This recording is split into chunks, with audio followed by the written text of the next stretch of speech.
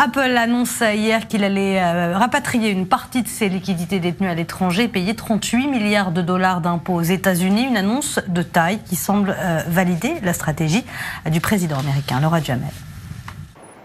Premier succès pour la réforme fiscale de Donald Trump, et pas des moindres. Apple, première capitalisation boursière mondiale, va profiter des taux d'imposition réduits pour rapatrier ses bénéfices aux États-Unis. 15,5% au lieu de 35%.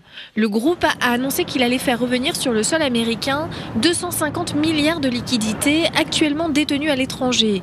Une somme qui entraînera le paiement d'un impôt évalué à 38 milliards de dollars. Apple est une histoire à succès qui ne pourrait avoir lieu qu'en Amérique et nous sommes fiers de poursuivre notre longue histoire de soutien à l'économie américaine. En plus de ce rapatriement, Apple déclare vouloir désormais contribuer directement à l'économie américaine, à hauteur de 350 milliards au cours des 5 prochaines années. Un investissement qui contribuera par ailleurs à la création de 20 000 emplois. Nous ressentons une forte responsabilité, celle de donner en retour à notre pays et à nos compatriotes qui ont permis notre succès.